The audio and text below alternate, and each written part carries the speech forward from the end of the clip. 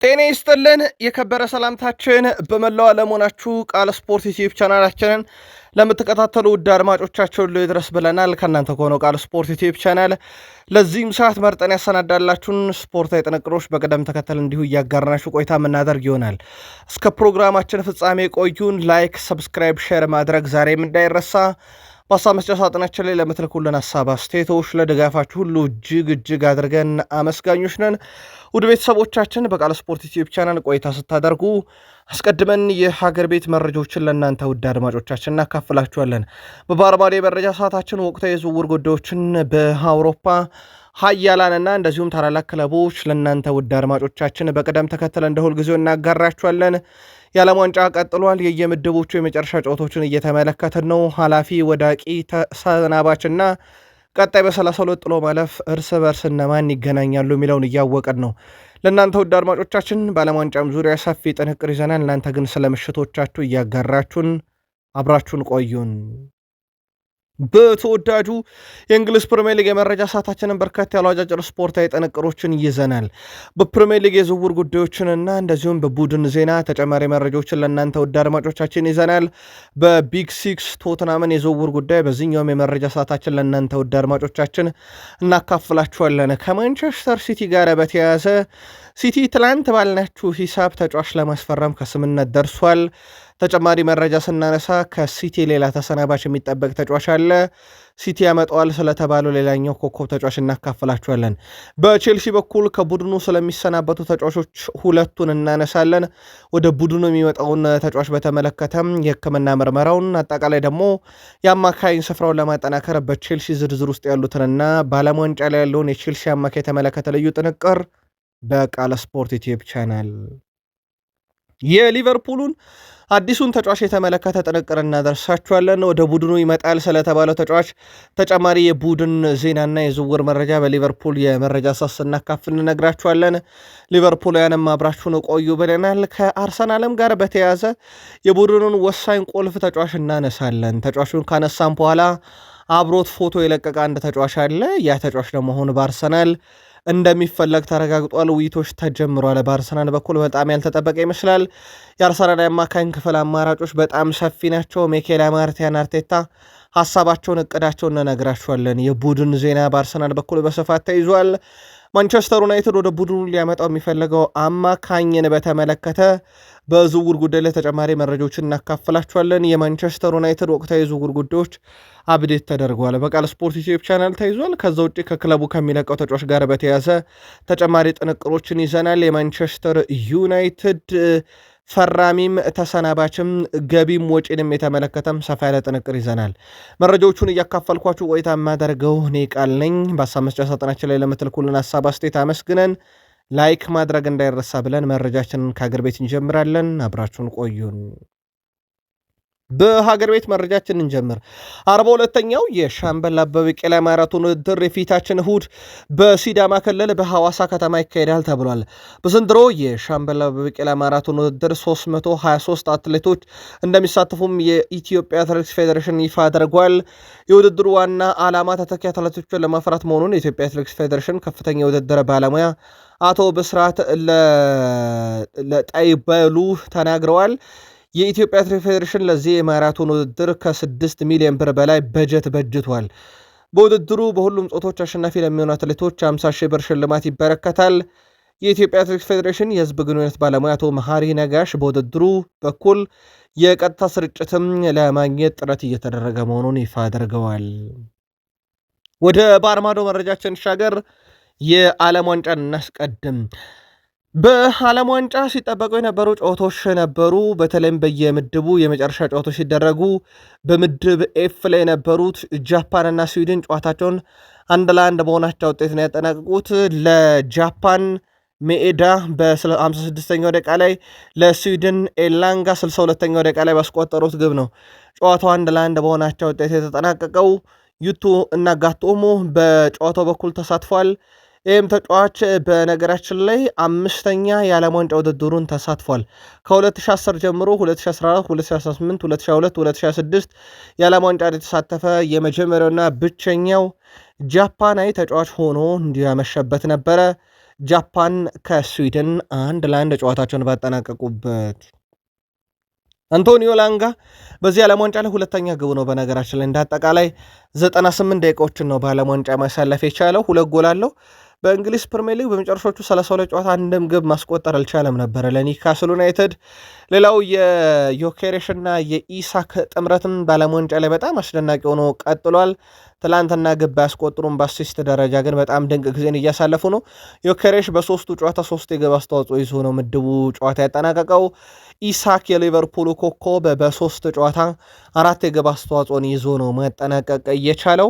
በአጠቃላይ የስዊድን ብሔራዊ ቡድን በዚህ የዓለም ዋንጫ ላይ በጣም ያልተጠበቀ ጉዞን ያደርጓል። ምንም ጥርጥር የለውም። በዓለም ዋንጫ የመጡበት መንገድ በጣም ደካማ፣ አንድም የማጣሪያ ጨዋታን ሳያሸንፉ በጥሎ ማለፍ ብቻ ድል አድርጎ የመጣ ብሔራዊ ቡድን ነው። ግን በዓለም ዋንጫ ላይ በጣም አስገራሚ ጉዞ ላይ የተገኘ ብሔራዊ ቡድን ሆኗል። ከዚሁ ምድብ ላይ ኔዘርላንድ እና ቱኒዚያ ጨዋታቸውን አድርገው ነበረ። ጨዋታው በኔዘርላንድ 3-1 ለአድራጊነት ተጠናቋል። ሻኪር በራሱ መረብ ላይ 3ኛው ደቂቃ ላይ ቱኒዚያው ተጫዋች ብራያን ብሮቢ 7ኛው ደቂቃ ላይ ቫን ሂክ 72ኛው ደቂቃ ላይ ሶስቱን የኔዘርላንድ የማሸነፊያ ግቦች ከመረብ ሲያዋህዱ ማሽቶሪ ነበረ በ54ኛው ደቂቃ ላይ የቱኒዚያን ብቸኛ ከሽንፈት ያልታደገች ግብ በጨዋታው ማስቆጠር የቻለው። የጨዋታው ኮከብ ብራያን ብሮቢ ነው። በጣም አስደናቂ ምሽት ሳሳለፈ። ከዛ ውጪ የቱኒዚያ ሽንፈት ብቻ ሳይሆን አወዳደቋ በዓለም ዋንጫ ታሪክ በጣም የከፋው ሆኗል። በዓለም ዋንጫ ታሪክ አንድ ብሔራዊ ቡድን የምድብ 3ቱንም ጨዋታ ተሸንፎ 2 ጎሎችን አስቆጥሮ በተቃራኒው ደግሞ 10 የግብ ዕዳ ይዞ ሲያጠናቅቅ ቱኒዚያ ሌላኛው ሀገር ሆናለች። ሳውዝ ኮሪያ ከዚህ በፊት 16፣ ዛየር 14፣ ሃይቲ 12፣ ኤልሳልቫዶር 12፣ ሳውዲ አረቢያ 12፣ ኖርዝ ኮሪያ 11 ግቦችን ተቆጥሮባቸው ከዓለም ዋንጫ ከተሰናበቱ በኋላ 10 ግብ የተቆጠረባት አራተኛዋ ሀገር ሆናለች። የ10 የግብ ዕዳ ይዛ የተሰናበተች። ግሪክ፣ ሜክሲኮ፣ ኒውዚላንድ ነበሩ ከዚህ በፊት። አሁን ደግሞ ቱኒዚያ ሌላኛው ሀገር ሆናለች። በጨዋታው ላይ ቱኒዚያ ከኔዘርላንድ ያደረጉትን ጨዋታ የመራችው ሜክሲካዊት ዳኛ ካቲያ ኢትዛይል በእግር ኳስ ታሪክ ሜክሲካዊት ሆና የሴቶች የዓለም ዋንጫን ጨዋታ የመራች የመጀመሪያዋ ሜክሲካዊ ሆናለች። የመጀመሪያዋ እንስት አይደለችም። በእርግጥ የመጀመሪያዋ ግን ሜክሲካዊ ዳኛ ትናንትና ሆናለች። ሁለቱን ብሔራዊ ቡድን ጨዋታ በማለሜዳ ዳኝነት የመራችው እሷ ነበረች። እዚህ ግሩፕ ኤፍ ላይ ኔዘርላንድ አንደኛ፣ ጃፓን ኔዘርላንድ በ7 ነጥብ አንደኛ፣ ጃፓን በ5 ነጥብ ሁለተኛ፣ ስዊድን በ4 ነጥብ ሶስተኛ፣ ቱኒዚያ በ0 ነጥብ በ10 የግብ ዕዳ አራተኛ ደረጃን ይዘው ምድቡን ማጠናቀቅ ችሏል። ማን ከማን ተገናኘ የሚለው እንመለስበታለን። ሌላው በጣም ያልተጠበቀ ውድ ቤተሰቦቻችን የኢኳዶርና የጀርመን ጨዋታ ነው። የኢኳዶርና የጀርመን ጨዋታ በኤኳዶር 2-1 ለአድራጊነት ተጠናቋል። በእርግጥ ጀርመን ምድቡን አንደኛ ሆና እንደምታጠናቀቅ በሂሳባዊ ስሌት በገደምዳሜውም ቢሆን ቀድሞም የታወቀ ነበረ። ጨዋታውን ለኢኳዶር 2 የማሸነፊያ ግቦች አንጄሎ በ9ኛው ደቂቃ ላይ፣ ፓሌታ በ78ኛው ደቂቃ ላይ ከመረብ ሲያዋህዱ፣ ሌሮይ ሳኔ ገና በሁለተኛው ደቂቃ ነበረ ኳስና መረብን አገናኝቶ ጀርመን ትመራ የነበረውም። ግን በኋላም ላይ ኢኳዶር በ9ኛውና በ78ኛው ደቂቃ ላይ ባስቆጠረቻቸው 2 ግቦች ድል አድርጋለች። በዓለም ዋንጫ ታሪክ የአውሮፓ ሀገር ሳይሆኑ ጀርመንን በተከታታይ ጨዋታ ድል ያደረጉት ጃፓን 2022፣ ኤኳዶር ዘንድሮ 2026 ላይ ድል አድርጋታለች። በጨዋታው መጠናቀቅ በኋላ ኔልሰን አንጊሎ በኤኳዶር በኩል የጨዋታው ኮከብ ተብሎ እንደዚሁ የተመረጠበት ነበረ። ከዚሁ ምድብ ጨዋታዋን ያደረገችው አይቮሪ ኮስት ኩራሳውን 2-0 በሆነ ውጤት ድል አድርጋለች። በጨዋታው ኒኮላስ ፔፔ 74ኛውና እንደዚሁም 64ኛው ደቂቃ ላይ ነው ኳስና መረብን ማዋሃድ የቻሉት። በጣም አስደናቂ ድል። ሰሞኑን አፍሪካን ብሔራዊ ቡድኖች ድል በድል ግብ በግብ ሆነዋል። ወደ ቀጣዮቹ ዙሮች እያለፉ ነው። አንደኛው ሀገር አሁን አይቮሪ ኮስት ሆናለች። በጣም አስደናቂ ሀገር። ኒኮላስ ፔፔም የጨዋታው ኮከብ ተብሎ ተመርጧል። አይቮሪ ኮስት ኩራሳውን 2-0 ባሸነፈችበት 2 ጎሎችን ያስቆጥሯል። ያ ብቻ አይደለም፣ ኒኮላስ ፔፔ 5ኛው ተጫዋች ሆኗል በአይቮሪ ኮስት በርካታ ግቦችን ያስቆጠረ። ከዚህ በፊት ዲዲየር ድሮግባ 2፣ ጀርቪኒዮ 2፣ አሮን ንዴ 2፣ ዊልፍሬድ ቦኒ 2 የዓለም ዋንጫ ግቦች ነበሯቸው። አሁን ኒኮላስ ፔፔ 2 አለው። ግን የእሱ ለየት የሚያደርገው ገና በ3 ጨዋታ ነው እዚህ ሪከርድ ላይ መድረስ የቻለው። ምድቡን ጀርመን በ6 ነጥብና በ6 ጎል አንደኛ፣ አይቮሪ ኮስት በ6 ነጥብና በ2 ጎል ሁለተኛ፣ ኤኳዶር በ4 ነጥብና በ0 ጎል ሶስተኛ፣ ኩራሳው በ1 ነጥብና በ8 የግብ ዕዳ አራተኛ ሆኖ አጠናቀውታል። የዓለም ዋንጫ ውድ ቤተሰቦቻችን ይህን መረጃ እስካጠናቀርንበት ሰዓት ነው። ምናልባት አብዴት እናደርገዋለን ጥቂት ደቂቃ ቆይተን በምንመለስበት መረጃ ሰዓታችን። ለአብነት ያክል የተረጋገጠው ደቡብ አፍሪካ ከካናዳ ጋር ይጫወታሉ። ኔዘርላንድ ከሞሮኮ ጋር ጨዋታቸውን የሚያደርጉ ይሆናል። ጃፓን ከብራዚል የመገናኘት ዕድላቸው አሁን በጣም ሰፊ ነው። ምናልባት የተወሰኑ አብዴት የሚደረጉ ነገሮች ይኖራሉ። ግን ውድ ቤተሰቦቻችን ለእናንተ ውድ አድማጮቻችን አብዴት የተደረገውን እና እንደየጨዋታ ውጤቶቹ የተወሰነ ሊለያይ ይችላል።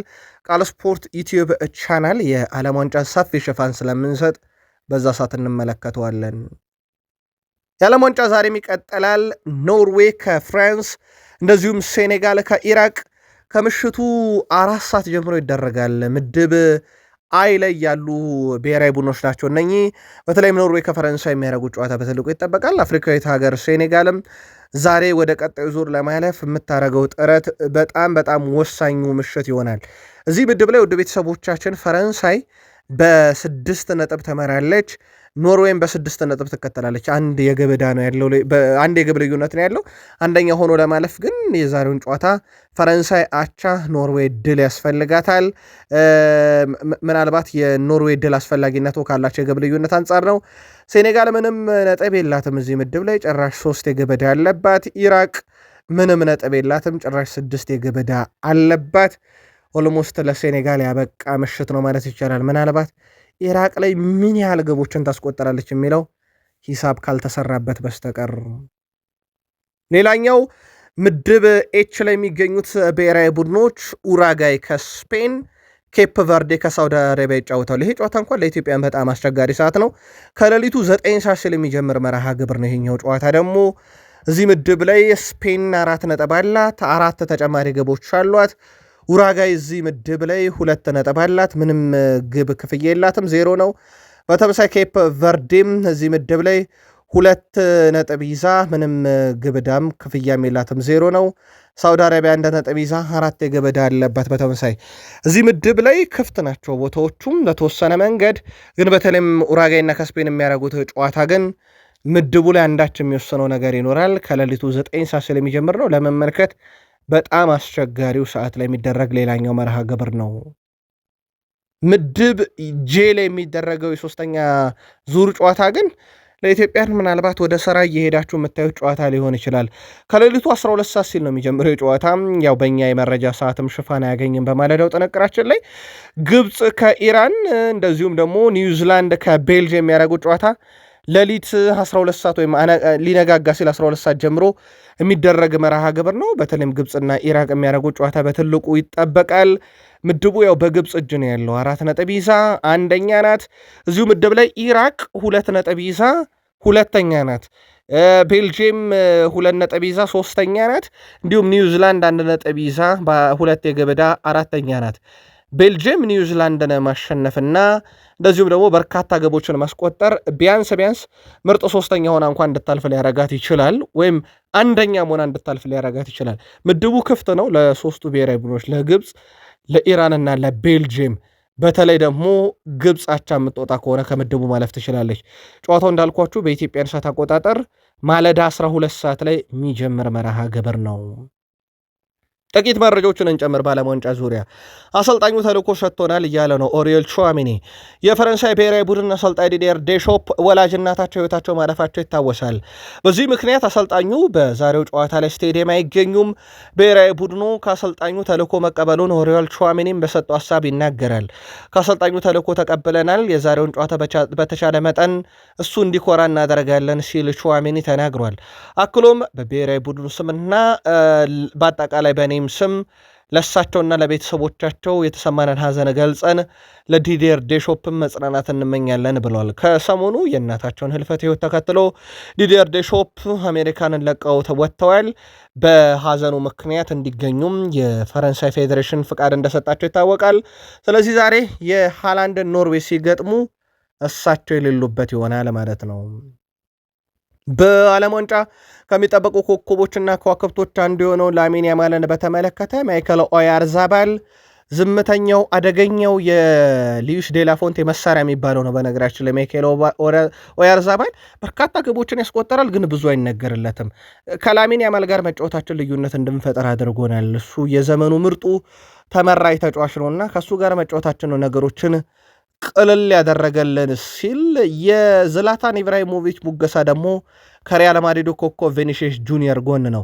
የብራዚል መለያ ስትለብስ እንደ ቪኒሺየስ ጁኒየር መሆን ያለብህ። አንድ ተቃራኒ ቡድን ስህተት ሲሰራ ተቀበለ ጎል ታስቆጥራለህ። ያንን ቪኒሺየስ ጁኒየር ላይ ይቻለው በዓለም ዋንጫ ክስተት የሆነ ተጫዋች ብሎታል። ሌላኛው የቼክ ሪፐብሊኩ ተጫዋች ፓትሪክ ሼክ 30 ዓመቱ ላይ ይገኛል። በ56 ጨዋታ 26 ጎሎችን ለቼክ ሪፐብሊክ አስቆጥሯል። ቼክ ሪፐብሊክ እንግዲህ በ2026 የዓለም ዋንጫ ላይ 1 ነጥብ ነው ያላት። ግርጌውን ይዛ አጠናቃለች ምድብ ኤ ላይ። ተጫዋቹን በቀጣይነት ከብሔራዊ ቡድን ራሱን ያገላል ተብሏል። ስራዬን አልለቅም ግን ያሉ ሰው አሉ። የመጀመሪያ 2 የምድብ ጨዋታቸውን የተሸነፉት ተርኬ አሰልጣኝ ከዓለም ዋንጫው በጊዜ መሰናበታቸው ይታወቃልና የቡድኑ አሰልጣኝ ቪንሴንሶ ሞንቴላ ከጋዜጠኞች ጋር ሰጣ ገባ ውስጥ ገብተው ነበር። እሳቸው በጭራሽ ስራዬን አልለቅም፣ ተስፋ አልቆርጥም ሲሉ አሰልጣኙ ተናግረዋል። አያይዞም የኔን መልቀቅ የሚፈልጉ ካሉ እውነቱን ይቀበሉ፣ መቼም ነው የማለቀው ብሏል። እሳቸው ተጫዋቾች ከጎኔ ናቸው፣ ይደግፉኛል፣ ፕሬዚዳንቱም ይደግፉኛል፣ ቱርክን በተከታታይ ለውድድር አብቅቻለሁ ያሉት ሞንቴላ በእርግጠኝነት ስራዬን እንድለቅም ፌዴሬሽኑ አያደርግም፣ እኔም ስራዬን አልለቅም እናንተ ደስ እንድላችሁ ብዬ እኔ ስራዬንም አልለቅም ብለው ከጋዜጠኞች ጋር ሰጣ ገባ ገብተው ነበረ ትላንትና። እሳቸው የቱርክ ሽኝቷ ደማቅ ስትሰናበትም ፍጥነቷ በዓለም ዋንጫ በጣም አነጋጋሪ እንደነበረ የሚዘነጋ አይደለም። በዓለም ዋንጫ ላይ ከሚጠበቁ ብሔራዊ ቡድኖች አንዷ ፖርቱጋል ወደ ድል መመለሷ ይታወቃል። ኡዝቤኪስታንን ድል አድርጋ። የፖርቱጋል ብሔራዊ ቡድን ግን ትላንትና በአስቸጋሪ ሁኔታ የምድቡን 3ኛ ጨዋታ ለማድረግ ሲዘጋጅ የነበረውን ዝግጅት ሰርዟል። ከባድ ያውሎ ንፋስ መምጣቱን ተከትሎ ልምምዱ ሊጀመር ግማሽ ሰዓት ሲቀረው ተሰርዟል። ፖርቱጋል በተመሳይ ምክንያት ልምምዷ ስትሰርዝ ለሁለተኛ ጊዜ ነው። ፖርቱጋል የምድብ የመጨረሻ ጨዋታዋን ቅዳሜ ሌሊት ከሌሊቱ 8 ሰዓት ከ30 ጀምሮ ከኮሎምቢያ ጋር እንደምታደርግ ይታወቃል።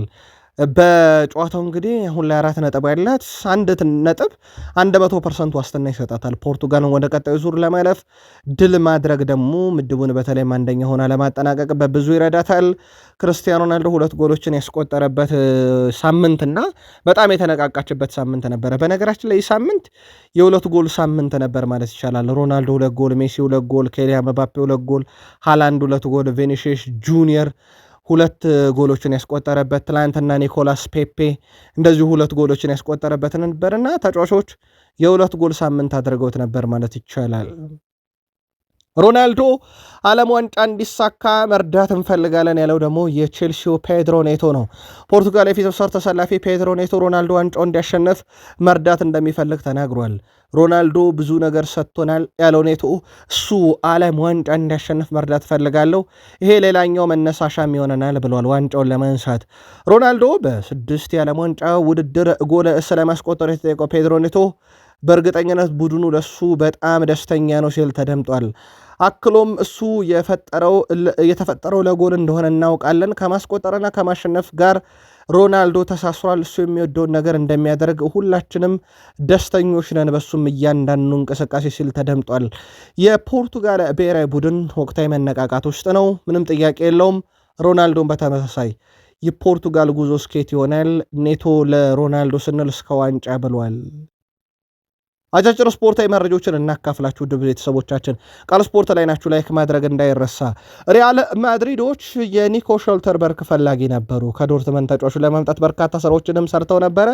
አሁን ላይ ዝውውሩ ቆሟል። ምክንያቱ ተጫዋቹ የሊጋመንት ጉዳት እንዳጋጠመ ይታወቃል። ከጀርመን ብሔራዊ ቡድን ውጭም ሆኗል። ትላንትና በእርግጥ የጀርመንን ሽንፈት ቁጭ ብሎ በስቴዲየም የተመለከተ ነው። ከዚህ ጋር በተያያዘ ተጫዋቹ ምናልባትም ለ8 ሳምንታት ከሜዳ ይርቃል ተብሎ ይታሰባል። ይህም ያው ከዓለም ዋንጫ ውጭ እንዳደረገው ይታወቃል። ሎስ ብላንኮች ተጫዋቹን ይፈልጉት ነበረ፣ የቡድኑ አካል እንዲሆን ይፈለግ ነበር። አሁን የጉዳቱ ሁኔታ እየተከታተለው ነው። ለጊዜው ግን እሱን የማስፈረም ሂደት ያው በጉዳቱ ምክንያት እንደቆመ ነው መረጃው። የማርካ ዘገባም ነው። ከሰሞኑ ማርክ ኩኮሪያ ዝውውር ያልተጠበቀ እንደነበረ ይታወቃል። እሱ ግን ዝውውሩ ያልተጠበቀ የሆነበትን ፍጥነቱን የተመለከተውን አንድ ሌላ ሐሳብ አጋርቷል። ምናልባት ትንሽ ለየት ያለ ነው ይሄኛው ሐሳቡ። እኔ ዝውውር ስፈጽም የማየው ነገር በምፈርምበት ክለብ መሰረተ ልማት ላይ ነው። በተለይም ደግሞ ለልጄ ትምህርት ቤትና እንደዚሁም ደግሞ የሕክምና አገልግሎት ሊሰጥ የሚችልበት ከልጄ ጋር በተያያዘ ነው ብሏል። ያው ከልጁ ጋር የተያያዘ አንዳንድ ኬዞች እንዳሉ ይታወቃል በነገራችን ላይ በዚሁ አጋጣሚ። እናም ቅድሜ የሰጠሁት ለዛ ለልጄ ነው ሲል ተደምጧል ማርክ ኩኮሪያ። ከዛ ውጭ ግን ያው ሞሪኒዮ ደውሎ እንፈልጋለን ሲል እንደ መስማት የሚያስደስት ነገር የለም። እናም ያ ለእኔ በጣም ልዩ ስሜት ፈጥሮብኝ ነበር እሱ እንደደወለልኝ ወዲያው የሪያል ማድሪድም ጥያቄ እንድቀበል አድርጎኛል ብሏል። ያው የጆዜ ሞሪኒዮ ምርጫዎች ማድሪድ እየደረሱ ማድሪድ እየፈረሙ ቀጣይ ለማድሪድ እንዲጫወቱ እንዳደረጓቸው የሚዘነጋ አይደለም። ዘስፔሻል ዋን ጆዜ ሞሪኒዮ ሰዎች እኔ ወደ ሪያል ማድሪድ የመጣሁት ባለፈው ዓመት ችግር ነበረባቸው ተብለው የሚነገሩ ተጫዋቾችን ለማስወገድ ነው የሚል ወሬ ሰምቻለሁ። እኔ እነዚህን ተጫዋቾች እፈልጋቸዋለሁ። አሁን የሚጠበቅብኝ እነዛን ችግሮች ሳይደግሙ አንድ ላይ ከቡድኑ ጋር እንዲቀጥሉና የቡድኑ አካል እንዲሆኑ እንጂ ችግር ያለበትን ለመቀነስ ችግር ያለበትን ለማሰናበት አለመጣውም ሲሉ ተደምጧል። እሳቸው ስለ ዓለም ዋንጫም ተጠይቀው ነበረ። የሪያል ማድሪድ ተጫዋቾች በጊዜ እንደሚመለሱ ተስፋ አደርጋለሁ ብሏል ለቀድሞ ውድድር ዝግጅት።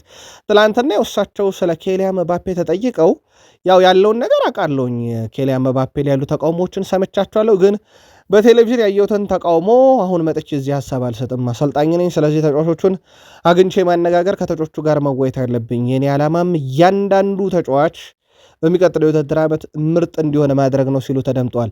ዘ ስፔሻል ዋን ጆዜ ሞሪኒዮ 2 ዓመት ከዋንጫዎች ሁሉ የራቀው ማድሪድ ወደ ቀደመ ክብሩ ይመልሱ ይሆን? በቀጣይ የሚጠበቅባቸው ትልቁ ኃላፊነት ነው። ባየር ሙኒክ በቀጣይ ሰዓታት ተጫዋች ያስፈርማል። በ55 ሚሊዮን ዩሮ ናትናኤል ብራውንን ከአይንትራክ ፍራንክፈርት ያስፈርማል። ሁለተኛ ፈራሚ ይሆናል ማለት ነው ከኢስማኤል ሳባሪ በኋላ። የእሱም ዝውውር እንደተጠናቀቀ ይታወቃል። በ55 ሚሊዮን ዩሮ ከፒኤስቪ አይንድሆቨን ናትናኤል ብራውን የባየር ሙኒክ ተጫዋች ለመሆን አስቀድሞ ከስምነት ደርሶ እንደነበረ የሚዘነጋ አይደለም። ኦልሞስት ሳምንታት ተቆጥረው ነበረ ከአይንትራክ ፍራንክፈርትም ጋር ከስምነት ደርሰው። አሁን ባየር ሙኒክ ይፋ ባደረገው መረጃ መሰረት የናትናኤል ብራውንም ኮንትራት እስከ 2031 ይቀጥላል። ጀርመን ቡንደስሊጋን በብዙ መንገድ የተቆጣጠረው ከአውሮፓ ሻምፒዮንስ ሊግ ዋንጫ ርቅ ያለው ባየር ሙኒክ ግን አሁን ራሱን እያጠናከረ ነው። ናትናኤል ብራውን፣ ሳባሪ አንድ ላይ 110 ሚሊዮን ዩሮ ለሁለቱ ዝውውር ለገዛቸው ክለቦች ይከፍላል ማለት ነው። በጣም ትልቅ የሚባል ገንዘብ ነው። ግን ባየር ሙኒክ ለቡንደስሊጋ ወይም ለጀርመን ቡንደስሊጋ አይደለም እነኝህን ዝውውሮች የሚፈጽማቸው ሞር ለአውሮፓ ሻምፒዮንስ ሊግም ጭምር ነው። ኤስ ሚላን ተጫዋቹን እንደሚፈልግ አረጋግጧል። የፓሪሰን ጀርሜኑን ፖርቱጋል የፊት መስመር አጥቂ ጎንካሎ ራሞስን የመጀመሪያ ተቀዳሚ አጥቂያቸው ምርጫ ሆኗል። በእርግጥ ብቸኛው አይደለም፣ እንመለስበታለን። ከዚህ ጋር በተያያዘ ወኪሉ ጆርጌ ሜንዴስ ጋር ውይይቶች ተደርገዋል። በዝውውር ጉዳይ ላይ የአጥቂ ስፍራውን ለማጠናከር ፍላጎት አላቸው። በርከት ያሉ ክለቦች በተጫዋቹ ፍላጎት አላቸው በፖርቱጋላዊ አጥቂ ላይ። ኤስ ሚላን ግን አሁን ዝውውሩን በጊዜ ላይ መፈጸም ስራዎችን እየሰራ ነው። ካልተሳካስ ኤስ ሚላን ይህንን ድርድር የጀመረበት ዝውውር ካልተሳካስ የሚለውን በፕሪሚየር ሊግ አንድ የሀያላን ክለብ የ9 ቁጥር አጥቂ ለማምጣት ጥረት እያደረገ ነው ኤስ ሚላን። ተጫዋቹ ማን ነው የሚለውን በፕሪሚየር ሊግ የመረጃ ሰዓት እንመለስበታለን። ግን ኤስ ሚላን በቀጣይ ውድድር ዓመት ራሱን በብዙ መንገድ ሲያጠናከር ሞር ወጣቶች ላይ ትኩረት ያደርጋል ተብሏል። አሁን ደግሞ ተረኛው ጎንካሎ ራሞስ ሆኗል። እንስቷን እንመልከታት። ደህና ነኝ ካደጋው ተርፍ ያለው እያለች ነው። አሌክሲያ ፑትላስ ናት። በቬንዙዌላ የምትገኘው የቀድሞ የባርሴሎና አምበል አሌክሲያ ፑትላስ ደህና ነኝ ብላለች። በቬንዙዌላ በደረሰ አስከፊ ርዕደ መሬት ተፈጥሮ አደጋ ምክንያት በርካቶች ሕይወታቸው አልፏል። በአደጋው 164 ሰዎች ሕይወታቸው ሲያልፍ 971 ሰዎች መጎዳታቸው ሲገለጽ፣ አሁንም የነፍስ አድን ስራው ተጠናክሮ ሲቀጥል ወደዚች ቬንዙዌላ ወደ ተባለች ሀገር ካናዳም ስፔንም የነፍስ አድን ሰራተኞቻቸውን እያስገቡ እንደሆነ ይታወቃል። አደጋው ሲደርስ አሌክሲያ ፑትላስ ለበጎ አድራጎት ስራ ወደ ቬንዙዌላ አቅንታ ነበረ። ተጫዋቿ አሁን ላይ በሰላም መሆኗንና በእሷና በቤተሰቧ ላይ ጉዳት እንዳልደረሰም እንደዚሁም ደውለው ለጠየቋትም አጋር ለሆኗትም አመስግናለች። የቀድሞዋ የባርሴሎና ያልናችሁ አሌክሲያ ፑትላስ ባርሴሎናን ስለለቀቀች ነው። ቃል ስፖርት ላይ ናችሁ ውዶቻችን። ላይክ፣ ሰብስክራይብ፣ ሼር ማድረግ እንዳይረሳ። ለአጋርነታችሁ ግን ዛሬ ማመስግነናል። መረጃዎቻችሁን ስትከታተሉ ለእኛ ላይካችሁ ያስፈልገናል። ለቀጣይ መረጃም ግብአት ተነሳሽነትም ይጨምራል። ላይክ አድርጉን፣ ከእናንተ አንዳችም አይቀነስም። አብራችሁን ቆዩ። መረጃዎቹን ማካፍላችሁ ቃል ነኝ። የፓላስን መረጃ እንጀምር። ክሪስታል ፓላስ የፊት መስመሩን ተጫዋቹን ዲያቺ ካማዳን ኮንትራት ያስፈርማል ተብሏል። የአማካይ ስፍራውን ተጫዋች የጃፓኑን ዲያቺ ካማዳን ኮንትራት ያስፈርማል ተብሏል። ካማዳ አሁን ላይ ውሉ ይጠናቀቃል በዚህ ወር መጨረሻ ከሚቀጥሉት 4 ቀን ውስጥ ማለት ነው። በሴለርስት ፓርክ ግን ይቆያል ተብሎ ይጠበቃል። አብዛኛው ስራዎች ተጠናቋል የተባለው የቀረው ነገር ኮንትራቱን መፈረም ነው። ካማዳ በዓለም ዋንጫው መገኘቱ ምክንያት ነው በተወሰነ መንገድ ኮንትራቱን የማራዘም ሂደት የዘገየውም ይላል መረጃው። የዘ አትሌቲክ ነው። ስለዚህ ለሚቀጥሉት ቢያንስ 1 ዓመት የሚያቆይ ኮንትራት ይፈርማል ተብሎ ይጠበቃል። ሌላኛው የኤዲያው ቡድንም ራሱን እያጠናከረ ነው። የኤዲያው ቡድን ዳይኔን ለማስፈረም ጥረት እያደረገ ይገኛል። ማክፓይሶች በተከላካይ ስፍራ ላይ ይህንን ወጣት ተጫዋች ወደ ቡድኑ ማምጣት ይፈልጋሉ ነው የተባለው። በዝውውር መስኮቱ ላይ ብዙ ገፍተው እየሄዱ ባይሆኑም ግን በርካታ አማራጮችን እያዩ እንደሆነ ይታወቃል። ኒውካስል ዩናይትዶች በሚቀጥለው የውድድር ዓመት ኤዲሃው ቡድኑን በትልቅ ደረጃ የሚፎካከር ለማድረግ እናጠናክረዋለን ማለታቸው የሚዘነጋ አይደለም። ሌላኛው ቡድን አስቶን ቪላ ነው። በዚህ የመረጃ ሰዓት የምንመለከተው የአውሮፓ እግር ኳስ ማህበር የአስቶን ቪላ ደጋፊን ቅጣት ቀጥቷል ተብሏል። የአስቶን ቪላው ደጋፊ ቅጣቱም በስቴዲየም ውስጥ ካሳየው የዘረኝነት ጥቃት ጋር በተያያዘ መሆኑን ቢቢሲ ስፖርት አረጋግጧል።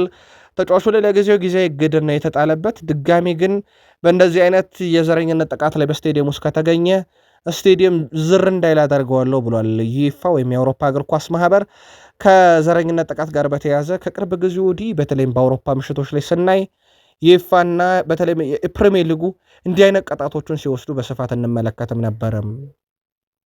የቶትናሙን ተጫዋች ክርስቲያን ሮሜሮን ለማስፈረም የሚደረገው ጥረት በአትሌቲኮ ማድሪድ አሁንም እንደቀጠለ ነው። ቶትናም ሆትስፐርስ ተጫዋቹን መሸጥ እንደማይፈልግ በግልጽ አሳውቋል። ክርስቲያን ሮሜሮ 28 ዓመት አስደናቂ ተጫዋች ነው። በነገራችን ላይ 30 ሚሊዮን ዩሮ አካባቢ ነው አሁን ሊከፍሉ አትሌቲኮ ማድሪዶች ፍላጎት አለ ያለው። ትራንስፈር ማርኬት እስከ 45 ሚሊዮን ዩሮ ወጪ ማስደረግ የሚችል በጣም አስደናቂ ተጫዋች ብሎታል።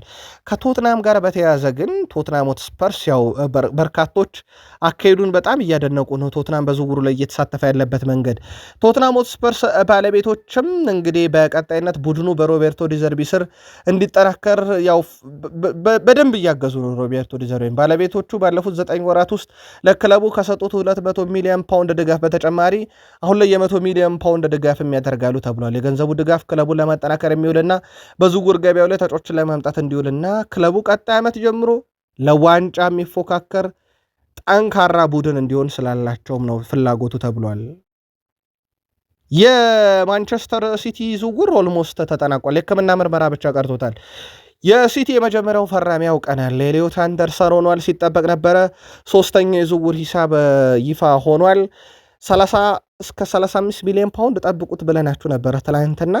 ያው ዛሬ በ130 ሚሊዮን ፓውንድ ከኖቲንግሃም ፎረስት ጋር ከስምነት ደርሷል። ተጫዋቹ አስቀድሞ ከስምነት ደርሷል። የሕክምና ምርመራውን ተጫዋቹ በሚገኝበት በዛው አሜሪካ ነው የሚያደርገው። በዓለም ዋንጫ ከእንግሊዝ ብሔራዊ ቡድን ጋር ይገኛል።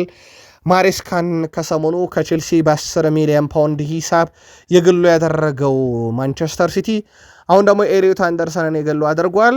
ግን ይቀጥላል። የሲቲ ዝውውር አልተጠናቀቀም። ኤሊዮት አንደርሰን መምጣት ሲቲ ቤት የሚወጣ ተጫዋች እንዲኖር ያደርጋሉ ከተባለ በርናንዶ ሲልቫ ለቋል ኦልሞስት እና ትክክለኛውን ተተኪ አግኝቷል ማለት ይቻላል። ለማንኛውም የሲቲ የመጀመሪያው ፈራሚ ኤሊዮት አንደርሰን የሕክምና ምርመራ ብቻ ቀርቶታል። ስለ አዲሱ ተጫዋቾቹ ሲቲዝኖች መልከታችሁን አጋሩን። የማቴዎ ኮቫችችን ጉዳይ በተመለከተ ከሰሞኑ ጥያቄ በተደጋጋሚ ሲመጣልን ነበረ። ማቴዎ ኮቫችች በዚህ ክረምት ሲቲን ይለቃል ተብሎ ይጠበቃል።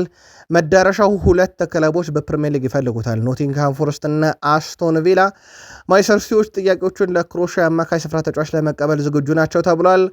አሁን ላይ ተጫዋቹ በቀጣዩ ውድድር ዓመት ኮንትራቱ ይጠናቀቃልና ሲቲ በዚህ ክረምት የመሸጥ ግዴታ ይኖርበታል። አሊያም ደግሞ ተጫዋቹን አንድ ተጨማሪ ዓመት ኮንትራት አስፈርሞ ነው በውሰት እንኳን ቢለቀው በነፃ ላለማጣት ማለት ነው።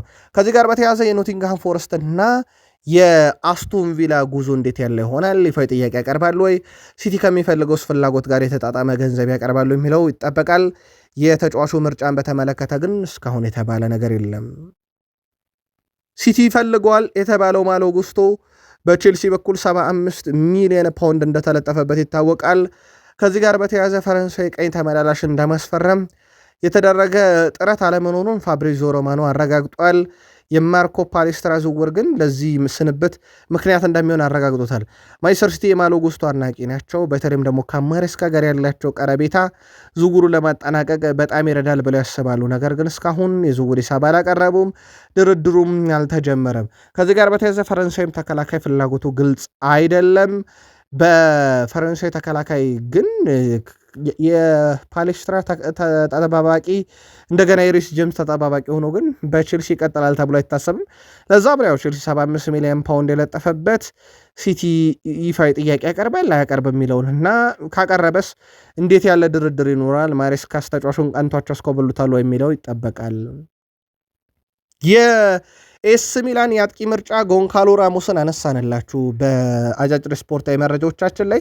አሁን ለሌላ የወጣው መረጃ የኒኮላስ ጃክሰንን ጉዳይም እየተከታተሉት ነው ተብሏል። ኒኮላስ ጃክሰን አምና በባየር ሞኒክ ቤት በውሰት ካሳለፈ በኋላ ቼልሲ በዚህኛው ክረምት ኒኮላስ ጃክሰንን ያለ እስከ 70 ሚሊዮን ዩሮ ሸጠዋለሁኝ እንጂ ውሰት አልሰጥም ማለቱ ይታወቃል። ሌላኛው አማራጮቹ ያደረገውታል ተጫዋቹን። ከዚህ ጋር በተያያዘ በኤስ ሚላን በኩል ምን ያህል ያቀርባሉ ለዝውውሩ የሚለው የሚጠበቀው ከጎንካሎ ራሞስ በኋላ ነው። በግል ከተጫዋቹ ጋር ችግር የለባቸውም ተብሏል። ሰማዮቹ ይሄን አጥቂ ስፍራ ተጫዋች በዣቪ አሎንሶ ስር እድል ይሰጡታል ተብሎ እየተጠበቀ እንደነበረ ይታወቃል። ግን አሁን እየወጡ ባሉ መረጃዎች መሰረት እድል የሚያገኘው እንደሚቀርብላቸው ሂሳብ ተመርኩዘው ይሆናል ማለት ነው። በቼልሲ በኩል የኒኮላስ ጃክሰን ስንብት ግን እውን የሚሆን ከሆነ ያው ሌላ የዴላፕ ስንብትም በዛው ልክ ይጠበቃል። ቼልሲ አንዳች አጥቂ ስፍራ ተጫዋች ግን ማምጣቱ የሚቀር አይመስልም። በተለይም ጃክሰን የሚለቅም ከሆነ ማርኮ ፓሌስትራ ዝውውሩን ለማጠናቀቅ ዛሬ እንግሊዝ ይገኛል። በነገራችን ለውድ ቤተሰቦቻችን ማርኮ ፓሌስትራ አዲሱ የቼልሲ ተጫዋች ለመሆን ነው በዛሬው ዕለት ሕክምና ምርመራውን ለማድረግ ለንደን የሚገኘው። ከአታላንታ ያለውን ዝውውር ለማጠናቀቅ ወደ እንግሊዝ የሚጓዝ ሲሆን እስከ ሰኔ 2032 በቼልሲ የሚያቆየውን ኮንትራት ከተጨማሪ 1 ዓመት የማራዘም አማራጭ ጋር ነው የሚፈርመው በነገራችን ላይ። ስለዚህ ዛሬ ይጠናቀቃል ውዶቻችን። ለቼልሲ ደጋፊዎች በዚሁ አጋጣሚ 1 ጎል 4 አሲስት አካባቢ በካግላሪ ቤት ነበረው። በውሰት አታላንታ ለቆ በካግላሪ ቤት አሳልፎ እንደነበረ የሚዘነጋ አይደለም። ዣቪ አሎንሶ የቀኝ ተመላላሻቸውን አጠናክረዋል። ያውም በጣሊያን ተጫዋች አማካኝ ስፍራ ላይም በርካታ ተጫዋች እያየ ነው በነገራችን ለቼልሲ። ለአብነት ያክል አዳም ዋርተን በዣቪ አሎንሶ እቅድ ውስጥ ነው ተብሏል። ቼልሲ የቤኔፊካውን የክንፍ መስመር ተጫዋች አንድሪያስ ሺልድሩፕንም ሁኔታ እየተከታተሉ ነው ተብሏል። በሻምፒዮንስ ሊግ ምሽቶች ላይ በጣም አስደናቂ ጊዜን ሲያሳልፍ እናውቀዋለን ይህን ተጫዋች። ሌላኛው ሞይሰስ ካይሴዶ ነው። ካይሴዶ ትላንትና ኤኳዶር ጀርመንን 2-1 ስታሸንፍ አንድ ከፍተኛ የግብ ዕድል ፈጥሯል። አንድ ቁልፍ ኳስ አቀብሏል። 89% ኳስ የማቀበል ሂደት፣ 7 መከላከል፣ 6 ኳስ መልሶ ቀምቷል። ከ4 ታክል 2 አሸንፏል። በጣም በጣም ድንቅ ምሽት ነበረ ማሳለፍ የቻለው። ሌላኛው መረጃችን ሊቨርፑል ቤት ይወስደናል። ሊቨርፑል ያው አስቀድሞ የመጀመሪያ ፈራሚውን አሳውቋል። የመጀመሪያ ፈራሚ እንደሚታወቀው የስፔናዊ ተጫዋች ቪክተር ሙኝዝ ነው። ከዚህ ጋር በተያያዘ ቪክተር ሙኝዝ የሊቨርፑልን ጥያቄ ማላልፈው ብሎታል።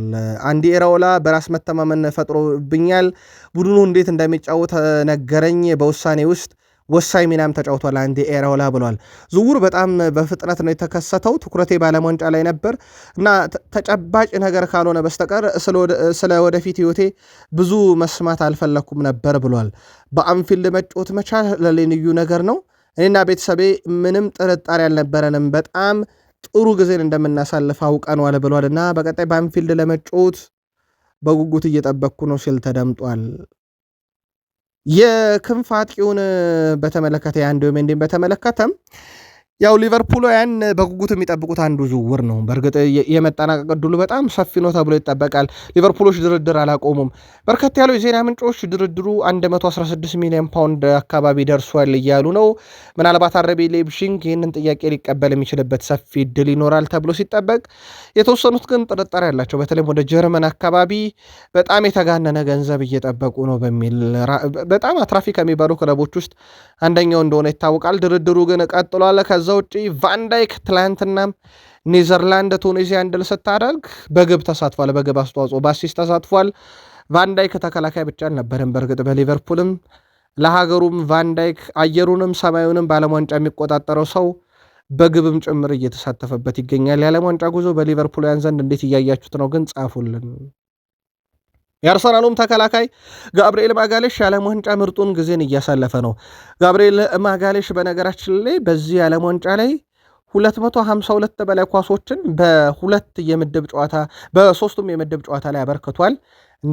በምድብ ጨዋታዎች ላይም የነበረው አስተዋጽኦ ቀላል የሚባል አይደለም። ወደ 8.1 አካባቢም ሬቲንግ ያለው በአማካይ 252 ኳሶችን በትክክል አቀብሏል። ተከላካይ ነው። ይሄም ተጫዋች በነገራችን ላይ በዓለም ዋንጫ በአየር ልማይም በመሬት ላይ ግንኙነቶችም 100% የማሸነፍ ንጻሬው በጣም አነጋጋሪ ነበር። ከሰሞኑም እያደረስናችሁ ነበረ። በተለይም የፔሮ ኤንካፔን ውል ማስፈረም ተከትሎ ቀጣይ የሚኖረው ሌላኛውን አጣማሪም ስናነሳ ወይም የሚያግዘውን ሰው ስናነሳ የማጋሌሽን በጣም አስደናቂ ዓለም ዋንጫም እንዲሆን ስተን ነበረ። አርሰናል ብሩኖ ጊማሬሽን ለማስፈረም ያለውን እድል በተመለከተም ውይይቶችን አድርጓል። ሚኬል አርቴታና አንድሪያ ቤርታም ከተጫዋቹ ቅርብ ሰዎች ጋር ውይይት ማድረጋቸው ተረጋግጧል። ሚኬል አርቴታ ከአዲሱ የውድድር ዘመን በፊት የአማካይ ክፍሉን በደንብ ያጠናክሩታል ተብሏል። እስካሁን ድረስ በአርሰናልና በኒካስል መካከል የተደረገ ውይይት የለም፣ ግን ተጫዋቹን አነጋግሮታል በቅርብ ሰዎቹ። ጉማሬሽ በኒካስል የ2 ዓመት ኮንትራት ብቻ ነው የሚቀረው። ስለዚህ እልባት ሊሰጡበት የሚችሉበትም ዓመት ነው፣ በጣም አስገዳጅም ባይሆን። የአርሰናል አመራሮች ይህንን በጣም ገፍተውበት ሄደዋል የተባለው ተጫዋቹን ማምጣት በሚቻልበት ሂደት ላይ ብራዚላዊ ተጫዋች በዘንድሮ የዓለም ዋንጫ በጣም ጥሩ ጊዜን እያሳለፈ ይገኛል። ጉማሬሽ ኒካስልን ለመልቀቅ ጥያቄ አላቀረበም። ነገር ግን ማክፓይሶች በአርሰናል እንደሚፈለግ አውቀዋል ተጫዋቹንና በቅርቡ ያው የተለመደችውን 100 ሚሊዮን ፓውንድ በላይ ሂሳብ ለጥፈው ገዢዎቻችን ይህን ከከፈላችሁ ማለታቸው አይቀርም። ምክንያቱም በቶትናምና በኒካስል ዩናይትድ መካከል አሁንም በሳንድሮ ቶናሊ ዝውውር አልተግባቡም። የጠየቁት ከ100 ሚሊዮን ፓውንድ በላይ ነውና አርሰናልም በብሩኖ ጉማሬሽ ዝውውር ከ100 ሚሊዮን ፓውንድ በታች ይጠብቃቸዋል ተብሎ አይታሰብም። ሌላው አርሰናል ሰኞን ይጠብቃል። ውድ ቤተሰቦቻችን በአርሰናል ሰኞ የሚጠበቅበት አንድ ምክንያት አለ። ሪያል ማድሪድ ኒኮ ፓዝን እስከ ሰኞ ድረስ ከኮሞ ጋር ቀነ ቀጠሮ ሰጥቶ እየጠበቀ እንደሆነ ይታወቃል። ኮሞ እስከ ሰኞ 60 ሚሊዮን ዩሮ ከፍላችሁ ካልገዛችሁት ለሌላ ክለብ እንሸጠዋለን ብለዋል። እናም አስፈርመን ለሌላ ክለብ እንሸጠዋለን የሚለውን አርሰናል እየተከታተለው ነው። በ60 ሚሊዮን ዩሮ በሆነ ዋጋ ወደ ገበያ ይወጣል ማለት ነው ከሰኞ ጀምሮ ለሌሎች ክለቦች። እስከ ሰኞ ግን ለኮሞ ብቻ ነው የሚቀርበው። ከዚህ ጋር በተያያዘ የሚኬል አርቴታ ምርጫ መሆኑን ተከትሎ ሰኞ አርሰናል ሁኔታውን ተከታትሎ ምናልባት የሚፋይ ጥያቄም ሊያቀርብ ይችላል ተብሎ እንዲሁ በትልቁ ይጠበቃል። ሚኬል አርቴታ የፕሪሚየር ሊግ ዋንጫን ባነሱ ማግስት ጠንካራ ስሞችን እየሰማን ነው። የአርሰናል የዝውውር ዝርዝር ውስጥ ያው የብሩኖ ጉማሬሽን ሰማን፣ ሌሎቹን አስቀድመን እናውቃቸዋለን።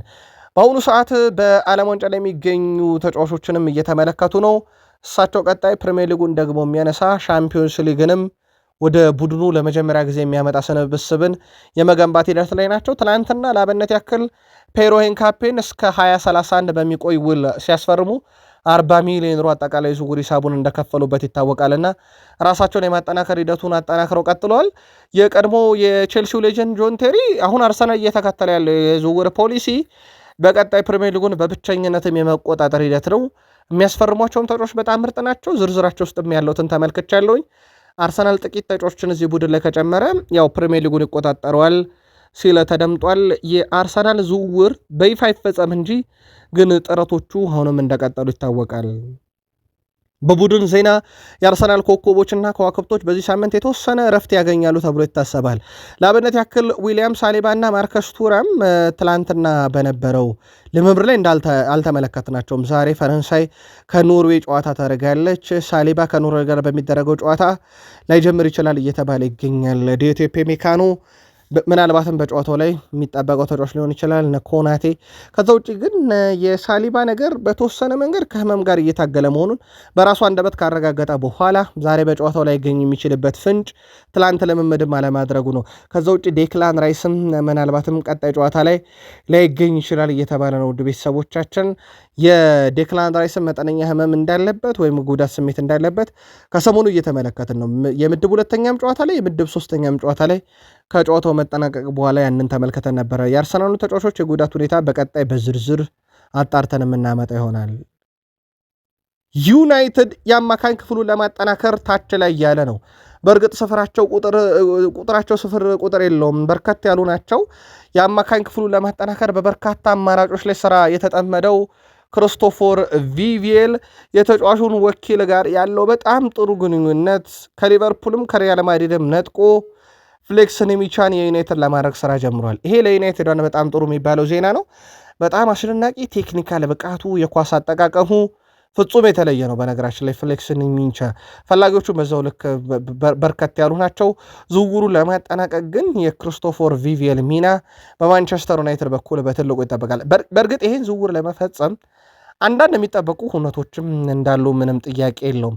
ከዚህ ጋር በተያያዘ ቦሩሲያ ዶርትመንድ ተጫዋቹን በዚህ ክረምት ላይ ለመሸጥ ክፍት ነው፣ እንደሚቀርብለት ገንዘብ ይወሰናል። ጀርመናዊ ተጫዋችም በተመለከተ አሁን ላይ ትኩረቱ ሙሉ በዓለም ዋንጫ ላይም ነው ተብሏል። ዩናይትድ ይህን ተጫዋች በክሪስቶፈር ቪቪየል ጥረት ያገኘ የሆነው የሚለው በትልቁ ይጠበቃል። ሞሬል ቹዋሜኒን በተመለከተ ቹዋሜኒ ቅድሚያ ለሪያል ማድሪድ ብሏል፣ በሪያል ማድሪድ መቆየትን። እናም ወደ ውጭ ሊመለከት የሚችለው የሪያል ማድሪድ አንፈልግም የቡድናችን አካል አይደለም ከተባለ ብቻ ነው። በእርግጥ እስካሁን ማድሪድ ይፋ አላረገም። ጆዜ ሞሪኖም ያውን የመጣሁት አምና ምርጥ ያልነበሩትን ለማሰናበት ሳይሆን ምርጥ ላደረጋቸው ነው ማለታቸው ይታወቃል። ስለዚህ የኦሬል ቹዋሜኒ ነገር ለዩናይትድ ጋና በጥያቄ ምልክት ውስጥ ያለ፣ በዛ ላይ ደግሞ የዝውውር ሂደቱ ላይ ከማድሪድ ቢስማሙ እንኳን ከተጫዋቹ ጋር ለመስማማት በብዙ ሊቸገሩ ይችላሉ ተብሏል። በፋይናንስ ጉዳይ ላይ ምናልባት ፋይናንስ ካነሳን ዩናይትድ ቹዋሜኒንም ማቲያስ ፈርናንዴዝንም ፍሌክስ ኒሚቻንም ባንዴ ላይ ያመጣም ይችላል እና የማቲያስ ፈርናንዴዝ ዝውውር በራሱ አሁን ላይ በጣም አጠራጣሪ ሆኗል። ዩናይትድ ላይ ጫና በስቷል። ከቶትናም ያለው ጫና አለ፣ ከሚዲያው ያለው ጫና አለ። ተጫዋቹ ፈጽሞ ለዩናይትድ አይሆንም፣ ሌሎች ላይ ትኩረት ያደርግ የሚሉ ሌጀንዶች መምጣታቸው ተከትሎ እንደ አጠቃላይ ግን ቹዋሜኒንም ማቲያስ ፈርናንዴዝንም ግን በዚህ ክረምት ባንዴ ላይ ያመጡም ይችላሉ። ዩናይትዶች እነኚህን ዝውውሮች ከመጨረስ ጀርባ ከቡድኑ የሚቀንሷቸው የሚያሰናብቷቸውም ተጫዋች ግን ግድ ይላሉ። ለአብነት ያክል ምናልባት የራሽፈርድን ስንብት እንመልከተው። ማርከስ ራሽፈርድ በማንቸስተር ዩናይትድ ቤት በጣም የተጋነነ ደሞዝ ያገኛል። 325,000 ፓውንድ በሳምንት ያገኛል። ይሄ ደግሞ ለቶትናም ሆትስፐርስ ይፈልገዋል ተባለው በጣም አጣብቂኝ ነው። ከዩናይትድ ጋር ቢስማሙ እንኳን ከራሽፈርድ ጋር ደግሞ ሌላ ጠንካራ ድርድር ይጠብቃቸዋል። ራሽፈርድ የባርሴሎና ሁኔታ ይጠብቃል። ትላንትና በቃል ስፖርት ዩቲዩብ ቻናል ባርሴሎና ማለት ዛሬም ድረስ ስለ ራሽፈርድ እያንዳንዱ የዓለም ዋንጫ እንቅስቃሴ መረጃን የሚያጋራ ሚዲያ ሆኗል። ከተጫዋቹን ካሰናበተ የውሰት ውሉ ከተጠናቀቀ በኋላ አሁን የዩናይትድ ንብረት ለሆነ ተጫዋች ያንን ማድረጉ በርካቶች ያው በመጨረሻው ቀን ሊመለስ ነው ባርሴሎና ቀኗን ጠብቆ ዩናይትድ አማራጭ ሲያጣ ሊመጣ ነው እያሉ እንደሆነ ይታወቃል። ቶትናሞች ፈላጊ ናቸው። ድርድር አልተደረገም። ግን የቶትናም ስጋት የራሽፈርድ ሳምንታዊ ደሞዝም ነው። መረጃ ስካይ ስፖርትም ነው። በዩናይትድ በኩል የአጥቂ ክፍሉን እንደዚህ ከተለይም ያው የዘርኪዚ ይጠበቃል፣ የራሽፈርድ ይጠበቃል እና እንዲህ እየቀነሰ የሚመጣ ከሆነ የሚያመጣቸው ተጫዋቾች ይጠበቃሉ። ለአብነት ያክል ብራያን ብሮቢ ትላንትና የጨዋታ ኮከብ የተባለው ኔዘርላንድ ቱኒዚያን 3-1 ስታሸንፍ ዩናይትድ ሰዎች እየተመለከቱት ይገኛሉ። ከአማራጫቸው አንደኛው ነው። 60 ሚሊዮን ዩሮ አካባቢ ይገመታል። ሌላ በዩናይትድ ዝርዝር ውስጥ ከሰሞኑ የሰማ ነው እና ቤን ጃኮብስም በሰፊ የመረጃ ሰዓቱ ሽፋን የሰጠው ቤንጃሚን ሼሽኮን በመቀናቀን ቁጥር አንድ መሆን የሚችል አይነት አጥቂ እየተፈለገ ነው። ኢገር ቲያጎ ለዚህ አንደኛው ነው ብሏል። በክለቡ አስተዳደር ዘንድም ከፍተኛ አድናቆት አለው። በተለይም ደግሞ በቡድን ውስጥ ልምድ ያለውን አጥቂ ማምጣት በዩናይትድ በኩል እቅድም ተብሎ እየተሰራበት ስለሆነ እነኚህ ሁለት አጥቂዎች ብቻ አይደሉም። በእርግጥ ብራያን ብሮቢም ኢገር ቲያጎን ብቻ ሳይሆን ሌሎችም በርከት ያሉ አጥቂዎች ልምድ ያላቸው ስማቸው ከዩናይትድ ጋር እየተያያዘ ነው። የኦናናን ጉዳይ በተመለከተ ያው በውሰትን የለቀቀው በቋሚነት አይደለም። የማንቸስተር ዩናይትድ ግብ ጠባቂ ኦናና በድጋሚ በውሰት ነው ዩናይትድን የለቀቀው። ግብ ጠባቂው ባለፈው ዓመት በቆየበት ትራብዞንስፖር እንደሚመለስ የቱርክ መገናኛ ብዙሃን አረጋግጧል። ካሜሩን ግብ ጠባቂ አንድሬ ኦናና በማንቸስተር ዩናይትድ እቅድ ውስጥ አለመኖሩን ተከትሎ ነው የውሰት ውሉን ቢያጠናቅቅም እዚያው እንዲቀጥል የተደረገው። አሁን ላይ ትራብዞንስፖር ለማንቸስተር ዩናይትድ የውሰት ክፍያ በመፈጸም ለማስፈረም ከስምነት ደርሷል። ዝርዝር ጉዳዮችን መመልከት ይኖርብናል። እዛ ሲቆይ የማንቸስተር ዩናይትድ የደሞዙን ሁኔታስ እንዴት አድርጎ ነው የሚለው በትልቁ ይጠበቃል። ያው ቢያንስ ለዩናይትድ ደጋፊ እፎይ ካሉ ግን ቀጣይም ዓመት በዚህ ቡድን ሲጫወት አለማየታቸው ነው። ምናልባት አንድ የዩናይትድ ሌጀንድ እናንሳ፣ ጋሪ ኔቭል ክርስቲያኖ በቀጣይ ዓለም ዋንጫ ይጫወታል ለማሉኝ እኔ ዩናይትድ ጀምሮ ይህን ተጫዋች አውቀዋለሁኝ። አሁንም በመላው ዓለም ተዘዋውሮ ሲጫወት አይቼዋለሁኝ። አሁንም ከዩናይትዱ ሮናልዶ የአሁኑ ሮናልዶ የሚለየው በእድሜ ነው።